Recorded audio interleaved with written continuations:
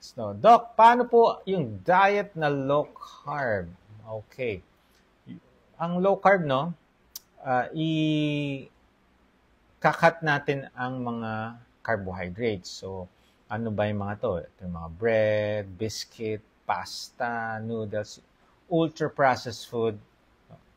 Well, if you have health condition, kailangan muna, before doing this lifestyle change na low carb, kailangan nyo po magpa-baseline laboratory para makita natin kung may existing ba kayong problem. Baka magulat tayo, meron pala. Tapos nag-low carb kayo, mas ma-aggravate or, well, kailangan natin malaman talaga ang baseline.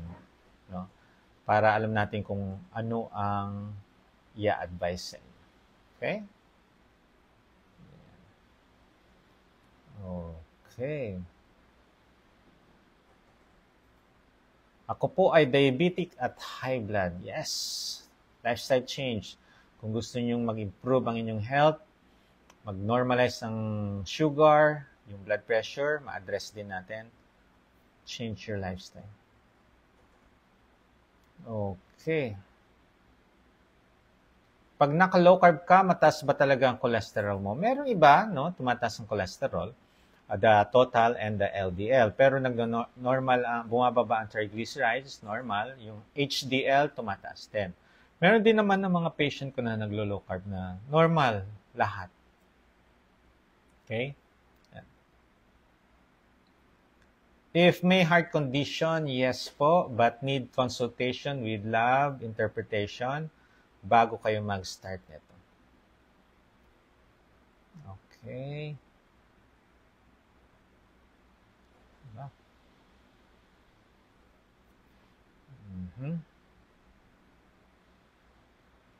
HbA, Hypodoc, HbA1c ko from 7.9.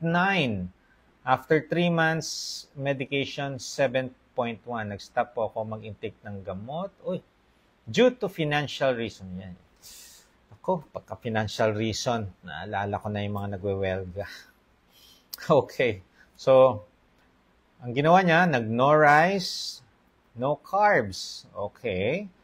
Ang vegetable, carbohydrates po yan. So, if you're taking carbohydrates, mali po yung sinabi niyang no carbs. So, malamang may low carb pa rin. Regular walking and jogging from 54 to 47 kilos. Turning 3 months this second week of October pala. Plan to magpa-blood test ulit. Tama pa ba ginagawa ko? Okay. Well, eat when hungry. When you do walking or jogging, always sip your electrolytes. Kasi, madidehydrate kayo when you do the strict low carb. No? So, makakaramdam kayo ng discomfort. Pag may discomfort, dehydration. Pag may discomfort, masyadong extended ang fasting. Baka kailangan kumain. Okay? Sige. Then, let us see yung laboratory result.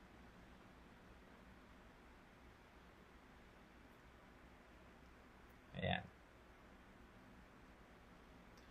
What can you say po sa low-carb diet, TMAD, or 2 meal a day for type 2 diabetes? Okay po yan. Ang mahalaga, yung oral medication nyo, kasi may mga medication na kailangan after meal. May medication naman na pwede without meal. So, tuloy-tuloy lang tayo. Pero, kung naglo-low carb po kayo, definitely, bumababa na yung sugar. So, go back to your trusted doctor. Baka kailangan mag-adjust or magbawas ng medication. Kasi, madalas ngayon, no, 3 ang medication sa sugar, 4. Baka naman, nag-i-insulin pa kayo. Pag nag-i-insulin, ako, need to be guided by a physician. Okay?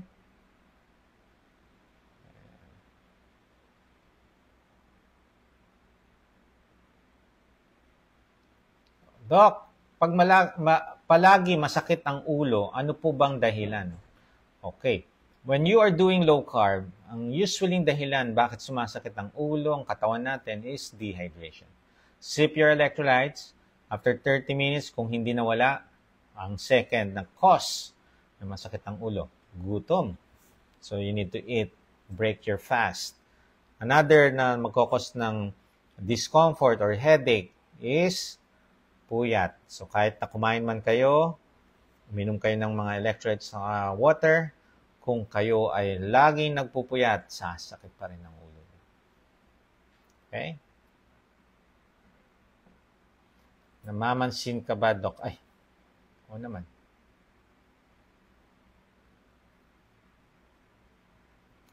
Sa mga patients nyo na CKD5, anong pinaka-lowest na hair record? Nagda-dialysis o hindi? Kung hindi nagda-dialysis, well, bumaba sa 100 plus.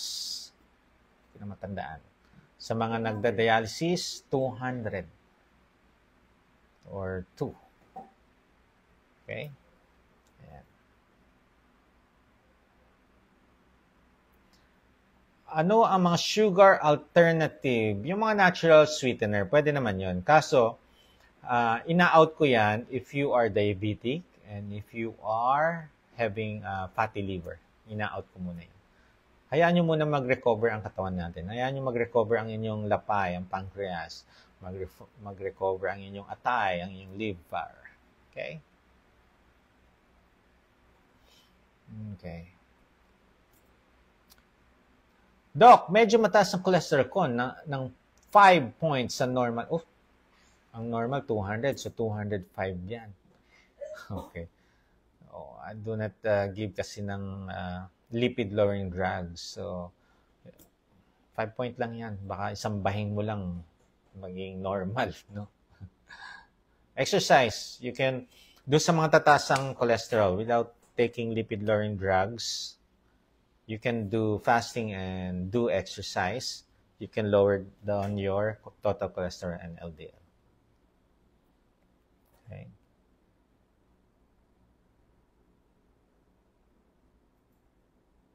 Okay. Doc, nag-start na po ako mag-low carb pero moderate po muna. Okay? Naka 3 weeks na po ako. Gusto ko po mag-normal BP ko. Ayoko po uminom ng gamot. Okay. Tandaan niyo yung fluids, yung pagkain, yung tulog. No? Bawal magpuyat. Okay. I'm from Cebu. Ang husband ko po ay na-diagnose ng CKD5. Ano po ang may payo nyo, lalo na po ang pag-low carb?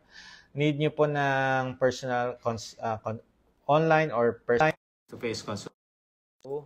Online consultation. We need to explain to you in detail yung kasi pagka lumalaki mga matapag na pagkwento out, ayan, nagugulat sila. Kaya nga, to those who have no idea of doing a low carb, manood muna kayo ng mga videos, pag-aralan nyo mabuti bago nyo simulan ang inyong pagbabago ng inyong health.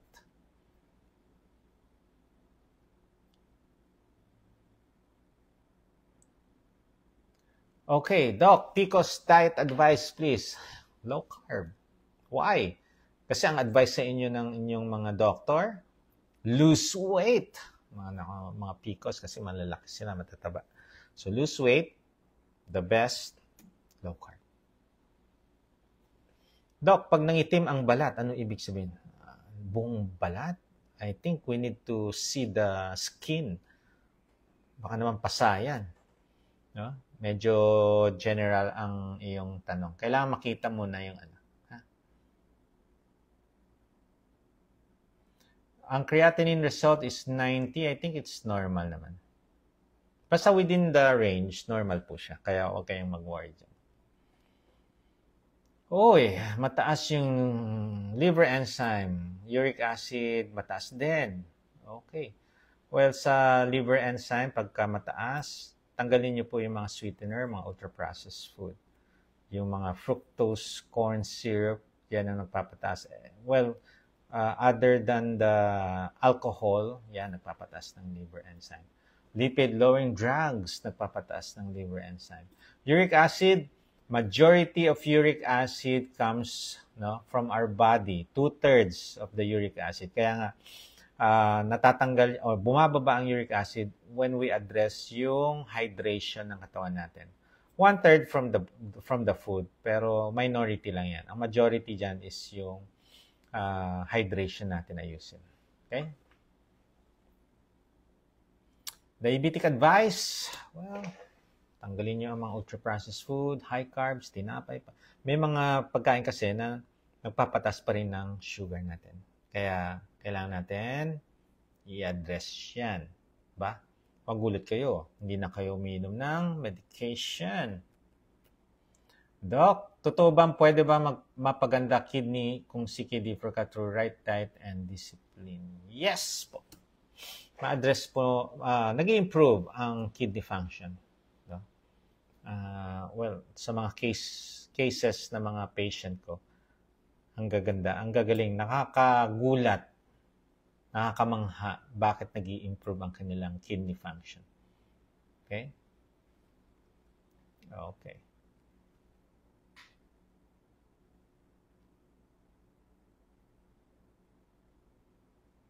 Okay, ano pa mga question?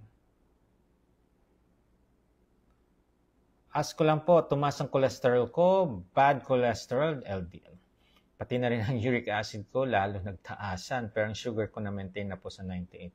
Mula po nag-low carb ako, yan, years ko, spike, paano po gagawin? Nag-iwas naman. Well, you need to compute your fluid per day. Tapos, focus muna kayo sa water and electrolytes. Iwas muna sa mga concentrated fluids. Cholesterol naman, do fasting, do exercise. It lowers also your cholesterol and the bad cholesterol. Kailangan may exercise. Walang age limit ang exercise. You can start from walking, 30 minutes maximum, then pagka nasanay na kayo, level up. Tapos mag-add na rin, pagka matagal na kayo naglo-low carb, hindi na kayo nakakaroon ng mga discomfort, pwede na kayo mag-lifting exercises. Ha?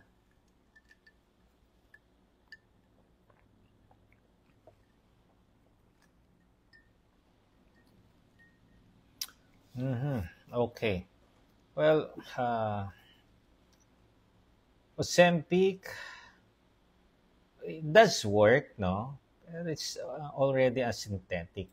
Kung yung function ng Ozempic ay magagawa ng low carb, which is yes, nagagawa niya, mas maganda na yung natural, di ba? Expensive pa ang mga drugs, synthetic drugs, expensive. Tapos pagka tinanggal mo na siya, hindi mo na siya ginamit, mayroong mga rebound problem. So, additional 5% from your original weight. Kaya nga, much better, pipiliin natin the natural way. Okay? Hindi ito pabilisan. Mag-improve. Pero it will be, to be the best version of yourself, it will take a year or 2 years. Hindi siya yung saglit lang, isang buwan or less. No? Walang ganun. Yes, pwede po ang low carb sa mga na-stroke. Mag-i-improve ang daloy ng inyong mga blood vessel. Marami na akong mga stroke patient. Ang lalakas na nila ngayon. Although, ang advice ko sa mga na-stroke, continue your rehab. No? Huwag niyong aabsenan. Okay? Kailangan niyo mag-rehab. Doc, bakit normal ang creatinine tsaka urinates? Normal, pero masakit likod tsaka parang nag-dry ang balat ko. Dehydration pag nag-dry. Okay? Pag masakit ang likod, masakit ang katawan, pwede rin dehydration pa rin. Bloated? Okay. So, pagka bloated, tanggalin yung mga dairy products, tanggal or lessen your vegetable. It can also cause bloatedness. And yung iba naman, they're not chewing their food properly. So, chew your food properly 20 times before swallowing. Hindi makatulog. Dami na, no? Puro tsaka. Dami. Kung hindi makatulog, patayin ng cellphone. Isang number 1 yan nagkakos ng puyat ay cellphone. Tapos, may bula ang ihi, baka nga dehydrated. So, maraming na-address ng hydration, ha?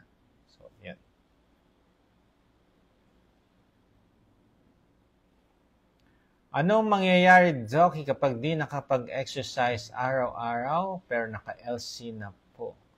Okay. So, well, pagka-overweight ka, nag-LC ka, maglulus ng weight, magsasag ang skin, ano kaya yung tsura mo? So, kaya kailangan natin ng exercise, ng lifting, ng cardio, para mag-tone yung mga muscle natin. Yung toning is yung sa resistance exercise. Kailangan po yan, ha? Yung iba, walang exercise to, nag-strict low carb, pero tuloy-tuloy na bumagsak pa rin ang kanyang timbang. So, nag-underweight, naging buto-buto. Pero nung nagpa-consult sa akin, incorporate ko ang lifting exercises, after 3 months, nag-gain na siya ng 6 kilos. Di ba? 10 kilos underweight, nag-gain ng 6 kilos. So, maraming makokorek. Pagka hindi nyo alam ang gagawin, consult your trusted doctor.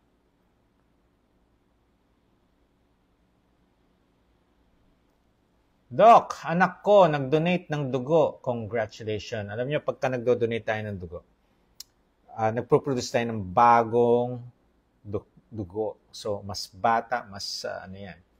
Kaya, once in a year, mag-donate tayo. Ngayon, pinakain siya ng Oreo, biscuit at sito. Well, kadalasan yan ang binibigay. Ngayon, marami ang binibigay sa inyo.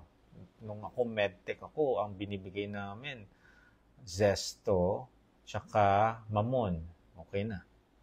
Okay. Pero, pagka ganyan, low carber, tanggapin nyo, pero huwag nyo nang kainin. No? Magbaong kayo. Baong kayo ng itlog, baong kayo ng electrolytes. Okay? Okay.